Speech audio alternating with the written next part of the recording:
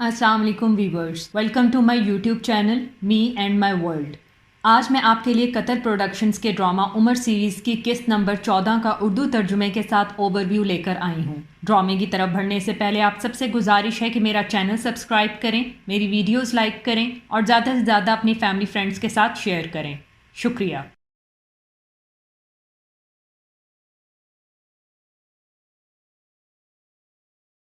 اس منظر میں ایک شخص عمر کے پاس آتا ہے اور کہتا ہے کہ تم خوش نظر آ رہے ہو اور تمہارا چہرہ بھی چمک رہا ہے۔ عمر فرماتے ہیں کیوں نہیں، خدا کے رسول نے عمرہ کرنے کے لیے مکہ جانے کا کہا ہے، کیا انہوں نے ایسا ہی کہا؟ وہ شخص کہتا ہے۔ عمر فرماتے ہیں ہاں بالکل، میں ان کے ساتھ تھا، انہوں نے حکم دیا کہ اعلان کرو خدا کا شکر ہے۔ دوسرا آدمی کہتا ہے قریش کا کیا؟ عمر فرماتے ہیں خدا کے رسول نے خواب میں دیکھا ہے کہ ہم ان کے ساتھ مکہ جا رہے ہیں اور تم جانتے ہو کہ ان کا خواب سچا ہوتا ہے، جاؤ اور تیار رہو، میں بھی تیاری کرنے جا رہا ہوں۔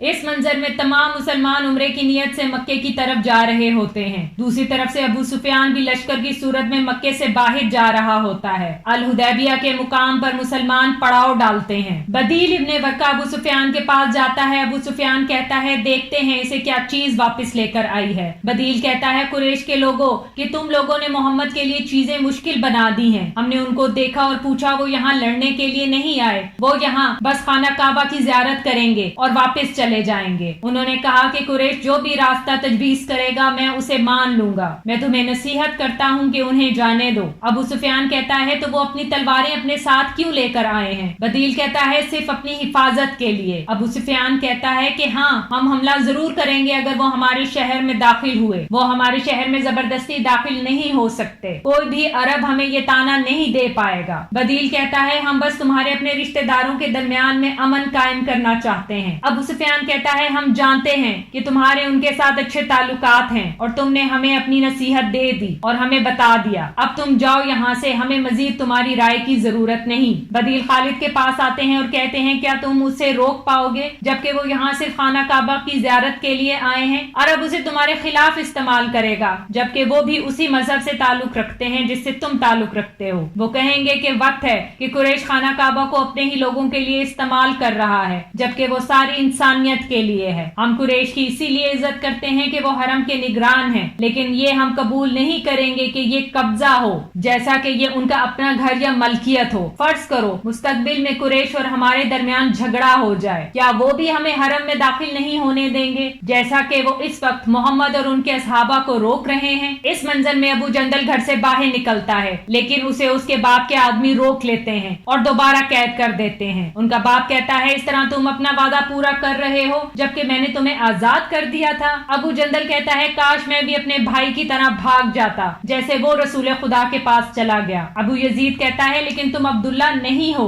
ابو جندل کہتا ہے آپ کا مطلب ہے کہ مجھ میں عزم اور طاقت کا فقدان ہے؟ ابو یزید کہتا ہے تم جیسا سمجھنا چاہتے ہو سمجھ لو، اب تم زنجیروں میں ہو جیسا کہ تمہاری خواہش تھی۔ اگر تم میرے حکم کی تعمیل کرتے تو زنجیروں میں نہ ہوتے، ہاں اگر تمہارے اندر تمہارے بھائی کی طرح کا عزم ہوتا تو تب بھی تم زنجیروں میں نہ ہوتے۔ یہ کہہ کر وہ وہاں سے چلے جاتے ہیں۔ عمر کہتے ہیں عروہ ابن مسعود، ان کی والدہ سبیہ بنت عبد شمس ہیں، یہ ہمارے پاس قریش کی طرف سے آئے ہیں، تمہیں یہاں پر کیا چیز لے کر آئی ہے عروہ؟ عروہ کہتا ہے مجھے محمد سے بات کرنی ہے۔ عروہ محمد سے کہتا ہے کہ محمد آپ سب لوگ بنا بتائے جمع ہوئے ہیں اور یہاں ٹھہرے ہیں اپنے قبیلے اور اپنے لوگوں سے لڑنے کے لیے، یہ قریش ہے، انہوں نے خدا سے عہد کیا ہے کہ وہ آپ لوگوں کو زبردستی شہر میں گھسنے نہیں دیں گے۔ خدا کی قسم میں نے دیکھا ہے آپ کے ان ساتھیوں کو جو آپ سے بھاگ گئے۔ اتنے میں ابو بکر آتے ہیں اور کہتے ہیں یہاں سے چلے جاؤ، تم کیا کہنا چاہتے ہو کہ ہم خدا کے رسول کو چھوڑ دیں؟ ایسا ہرگز نہیں ہوگا، تم شیطان آدمی ہو، یہاں سے چلے جاؤ۔ اور وہ قریش کے پاس آتا ہے اور کہتا ہے قریش کے لوگوں میں نے ایران کی حکومتیں دیکھی ہیں، شام کی طاقت بھی دیکھی ہے، نجاشی کی حکومت کو بھی دیکھا ہے، خدا کی قسم کوئی بادشاہ اپنے لوگوں کے ساتھ साथ नहीं देखा जैसा कि मोहम्मद अपने असहाबा के साथ हैं। मैंने उन्हें देखा और खुदा की कसम वो किसी भी कीमत पर नहीं छोड़ेंगे। तुम लोग एक फैसला कर लो, वो लोग मोहम्मद के साथ हैं और उन्हीं के साथ रहेंगे। इस मंजर में उस्मान मुज़ाकरात के लिए मक्का आते हैं। अबू सुफियान कहता है हमने तुम्हारी सारी बातें सुन ली उस्मान, हम पहले से जानते हैं कि तुम लोग हमसे लड़ने के लिए नहीं आए। अभी यह हमारे लिए मुश्किल है कि तुम लोगों को अपने शहर में दाखिल होने दें, क्योंकि पूरे अरब में यह खबर फैल चुकी है और हमने अहद किया है कि तुम्हें रोकेंगे, और अगर हमने तुम लोगों को इजाजत दी तो हमें जिल्लत का सामना करना पड़ेगा। यहाँ से जाओ, लेकिन उससे पहले एक मुआहदा हो जाने दो जो तुम्हारे हक में भी बेहतर हो और हमारे हक में भी। इस मंजर में उमर कहते हैं उस्मान इतनी देर तक वहाँ नहीं ठहर सकता हत्ता कि उसके साथ कुछ बुरा ना हुआ हो। काफी दिन हो गए उसे गए हुए। अली कहते हैं अगर उन्होंने कुछ किया तो फिर ये ऐलाने जंग होगा। इतने में अब्दुल्ला आकर कहते हैं कि कुरैश ने उस्मान को कत्ल कर दिया। उमर फरमाते हैं हाय तुमने क्या कहा? अब्दुल्ला कहता है मक्के से हमारा एक मुखबिर आया है और उसने खुदा के रसूल को बताया है कि उस्मान गायब हैं और मक्के में ये बात फैल चुकी है कि उस्मान को कत्ल कर दिया गया है। अली फरमाते हैं तो ये फिर जंग है।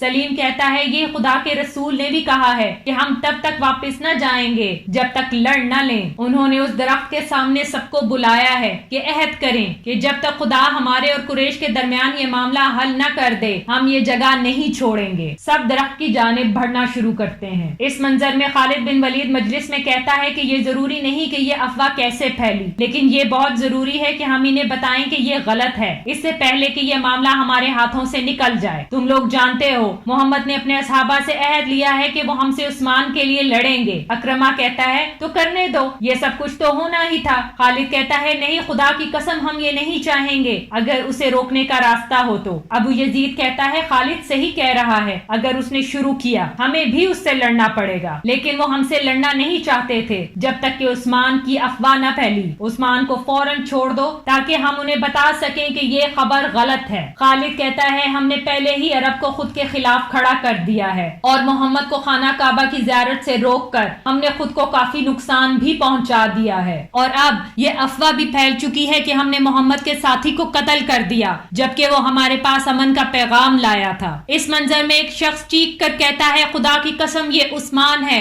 उस्मान आ गए। उमर, अबू बकर और बाकी साथी सब उस्मान को देखकर बेहद खुश होते हैं। इस मंजर में खालिद कहता है कि हमने अरब को अपने लिए गवाह बनाने के अलावा कुछ न किया, लेकिन हमने खुद को बदतर रोशनी में दिखाया है मोहम्मद के मुकाबले। खुदा की कसम अगर तुम लोग उनको कहते कि हमारे साथ लड़ो तो वो न लड़ते। अगर मोहम्मद तुम्हारे शहर में जबरदस्ती दाखिल होना चाहते तो तुम लोग उसे हरगिज न रोक पाते। अबू सुफियान कहता है खालिद बिन वलीद हमारे सिपा सालार, वो हमें मशवरा दे रहा है कि मोहम्मद के सामने खड़े ना हो। अबू यजीद कहता है अबू सुफियान सिर्फ सच दिखा रहा है, समझदारी जीत का आधा रास्ता है बल्कि उससे भी ज्यादा। अबू सुफियान कहता है तो फिर हमें क्या करना चाहिए? तुम उनसे लड़ना नहीं चाहते और ना ही तुम उनको काबे की ज़ियारत करने देना चाहते हो, तो फिर क्या करना चाहिए? इस मंजर में सुहेल आता है। उमर उसे देखकर फरमाते हैं अगर उन्होंने इसे भेजा है तो शायद वो मुआहिदा करना चाहते हैं। अब्दुल्ला खैमे के बाहर इंतजार कर रहे होते हैं। अब्दुल्ला साहब से पूछते हैं कि क्या मामला है, मामला हल हुआ कि नहीं? साहब जवाब देते हैं कि मुआहिदे में शराइत लिखी जाएंगी जिसे हम कल तहरीर करेंगे और गवाहों के दस्तखत भी होंगे। अब्दुल्ला कहते हैं लोग फिर खुश क्यों नहीं? उमर अबू बकर से दरियाफ्त करते हैं अबू बकर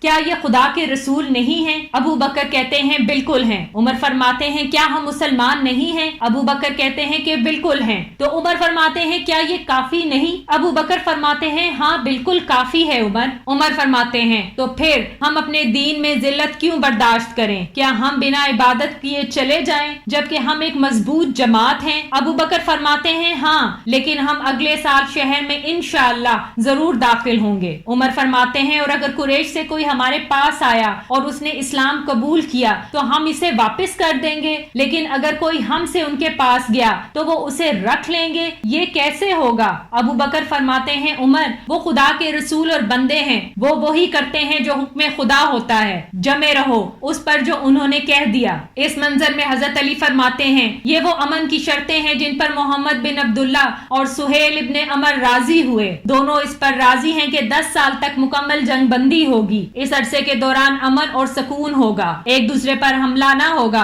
अगर कोई भी अपने बड़े की इजाजत के बगैर मोहम्मद का साथ देगा, उनके पास आएगा तो उसे कुरैश के हवाले कर दिया जाएगा और अगर मोहम्मद से कोई कुरैश का साथ देगा तो वो उसे वापस नहीं करेंगे। खिजा का आदमी कहता है कि मैं और मेरे कबीले के साथी इस मुआहदे के गवाह हैं। अली फिर से मुआहदा पढ़ना शुरू करते हैं और कहते हैं मोहम्मद और उनके असहाबा इस साल मक्के में दाखिल हुए बगैर वापस जाएंगे। अगले साल कुरैश शहर से बाहर निकल जाएगा तो फिर हम दाखिल हो सकते हैं, सिर्फ 3 दिन के लिए। हम सिर्फ तलवारें साथ लाएंगे और तलवारें न्याम के अंदर रहेंगी, इसके अलावा कोई हथियार ना होगा। इतने में अबू जंदल आ जाता है और कहता है ए मुसलमान लोगों, मैं भागकर आ गया हूँ ताकि खुदा के रसूल की इताअत कर सकूं, मुझे पनाह दो। सुहेल कहता है तुम्हारे आने से पहले हमारे और उनके दरमियान मुआहदा हो गया है। अबू जंदल चीख चीख कर कहते हैं कि ए मुसलमान भाइयों, क्या तुम लोग मुझे उन काफिरों के हवाले कर दोगे? अबू बकर आकर कहते हैं कि खुदा के रसूल ने तुम्हें कहा है कि हमने उनसे मुआहदा कर लिया है और अहद भी किया है,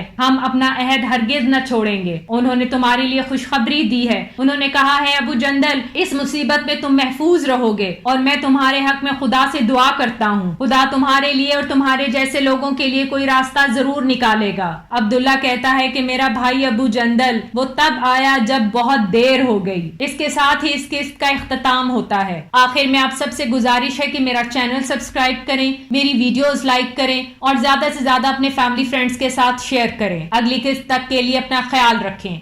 शुक्रिया।